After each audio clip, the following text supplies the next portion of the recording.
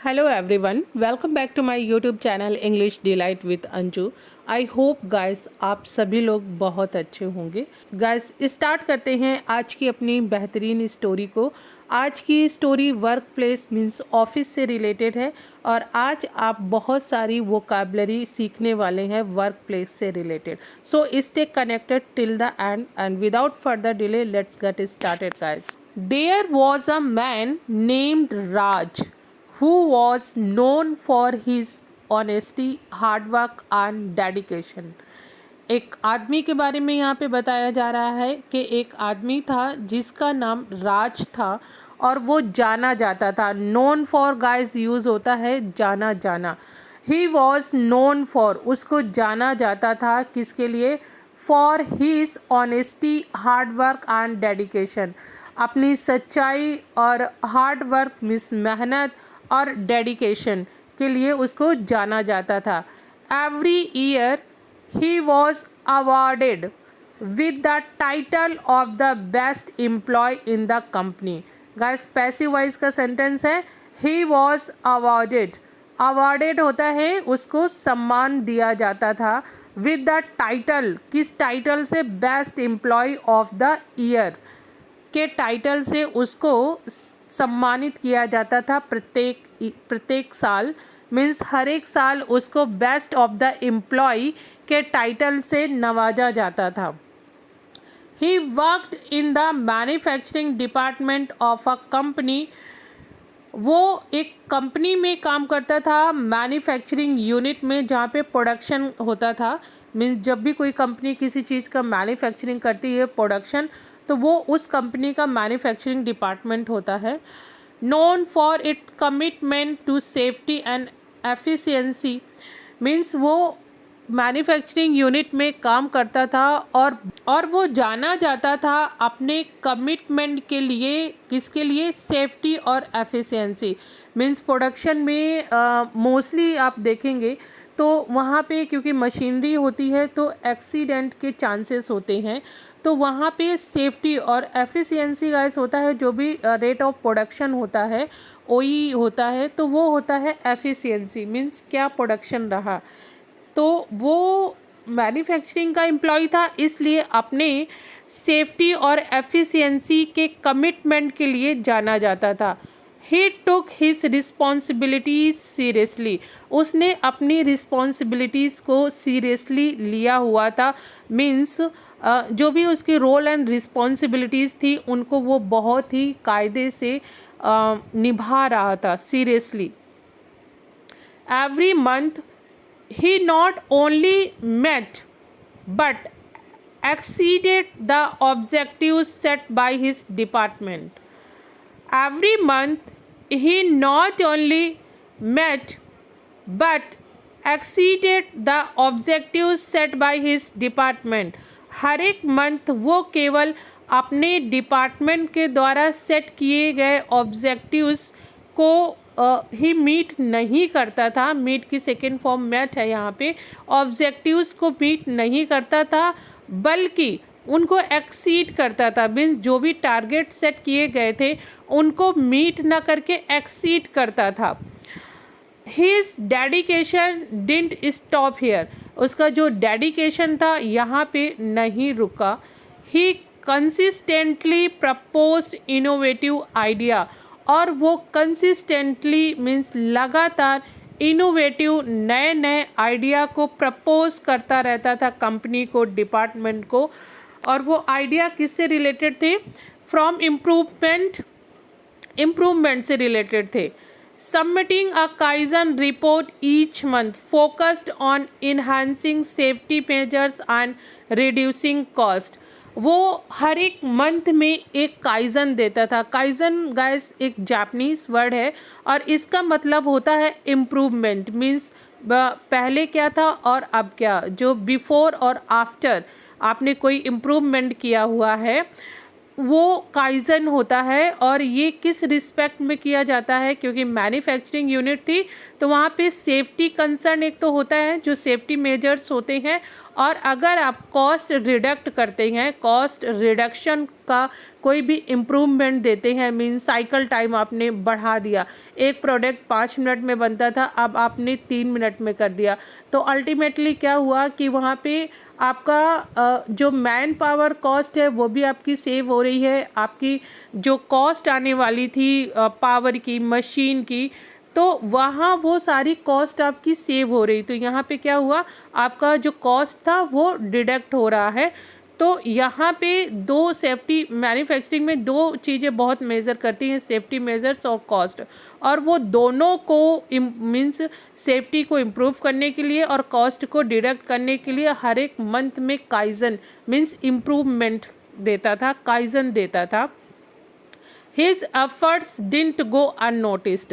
ये जो वो efforts कर रहा था ये unnoticed नहीं थे। They admired his proactive approach to problem solving and his unwavering commitment to making the workplace safer and more efficient। ये जो वो काइजन हर एक मंथ में दे रहा था और इतने सारे इम्प्रूवमेंट कर रहा था, ये अननोटिस्ड नहीं थे, ना तो कंपनी के द्वारा, डिपार्टमेंट के द्वारा और ना तो टॉप मैनेजमेंट के द्वारा। दे एडमायर्ड हिज प्रोएक्टिव अप्रोच। वो इसकी राज की प्रोएक्टिव मीन्स प्रोडक्टिव अप्रोच को एडमायर करते थे, फॉलो करते थे गाइस। टू प्रॉब्लम सॉल्विंग, जब भी कोई प्रॉब्लम आती थी उसको सॉल्व करने में, एंड हिज अनवेवरिंग कमिटमेंट, और उसके कमिटमेंट जो थे, to making the work place safer and more efficient. किस लिए? ताकि जो वर्क प्लेस था, जो प्रोडक्शन यूनिट था, शॉप फ्लोर थी, उसको सेफ़र बनाया जा सके, मीन्स एक्सीडेंट फ्री बनाया जा सके, और मोर एफिशिएंट मीन्स प्रोडक्टिविटी को मीट किया जा सके। He became a role model for his colleagues. वो अपने कुलीग्स के बीच में क्या बन गया था? रोल मॉडल मीन्स उसको सारे लोग एडमायर करते थे, फॉलो करते थे, उसकी बात को मानते थे। Inspiring them to strive for excellence in their own work. और वो एज अ लीडर और कोच था उन लोगों के बीच में। कस्टमर कंप्लेंट्स वर नील, और उस टाइम पे कस्टमर जो कंप्लेंट्स थी वो भी बिल्कुल जीरो हो गई थी, मींस डिफेक्ट फ्री प्रोडक्ट बन रहा था उसकी प्रेजेंस में, क्योंकि वो बहुत अच्छा काम कर रहा था शॉप फ्लोर में। इसलिए कस्टमर एंड पे कोई भी डिफेक्टिव मटेरियल नहीं जा रहा था, और कस्टमर कंप्लेन नील थी, कोई कंप्लेन नहीं था, कस्टमर रिजेक्शन बिल्कुल जीरो था, cost of poor quality zero थी।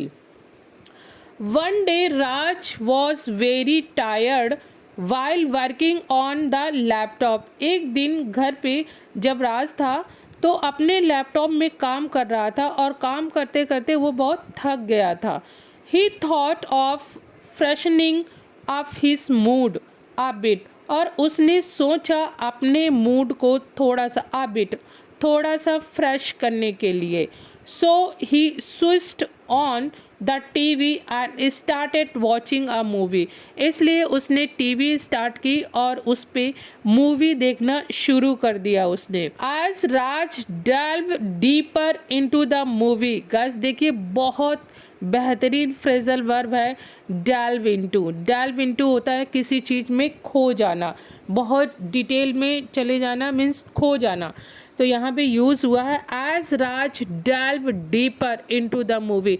राज क्या हुआ? खो गया मूवी में राज खो गया। गाइस तुरंत इसको नोट डाउन कर लीजिए, delve into. He found himself captivated by its story line, और वो अपनी इस स्टोरी लाइन में बिल्कुल खो गया। Captivate bye it's story line means एक होता है ना कि स्टोरी के द्वारा वो बन सा गया। Scenes after scenes he became increasingly एनरोस्ड।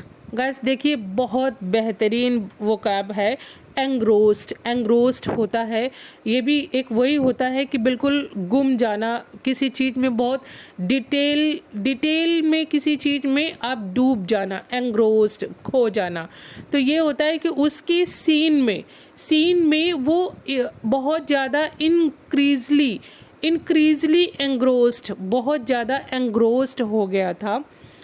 The movie ended, it was already 2, means जब मूवी ख़त्म हुई तो ऑलरेडी 2 बज गया था।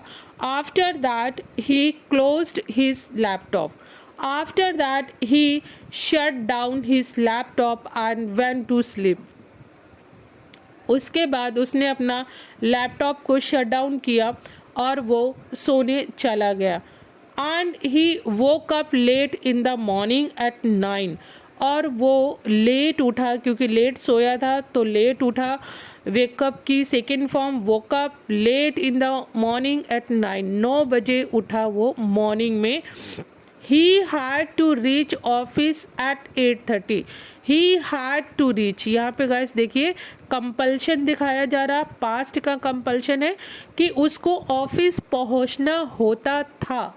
कितने बजे? 8:30, at 8:30. He had to reach office at 8:30, और वो आज उठा ही 9 बजे था।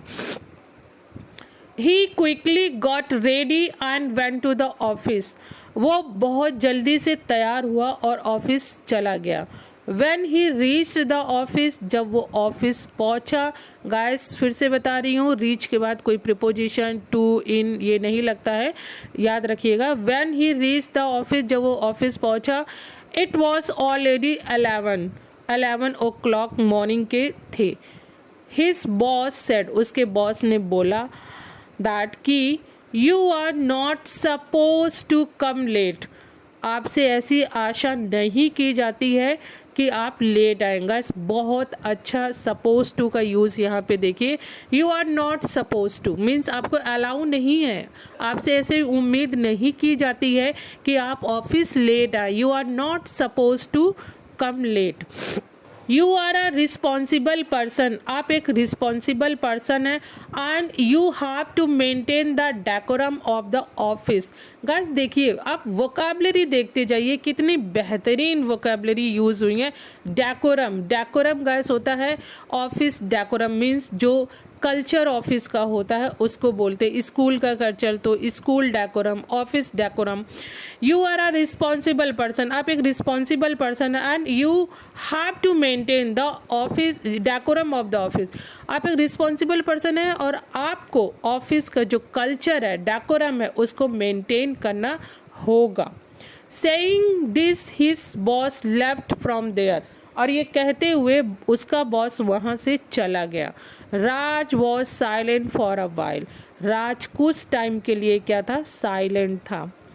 That day Raj realised that, उस दिन राज ने रियलाइज किया दैट कि no matter how hard you work in the private sector, no matter कोई फ़र्क नहीं पड़ता है, हाउ कितना भी हार्ड यू वर्क, कितना भी आप कठिन परिश्रम करें प्राइवेट सेक्टर में, even a single days mistake, यहाँ तक कि केवल एक दिन की मिस्टेक भी इज़ अनफॉरगिवेबल, मीन्स केवल एक दिन की मिस्टेक भी आपकी मीन्स माफ़ करने लायक नहीं होती है।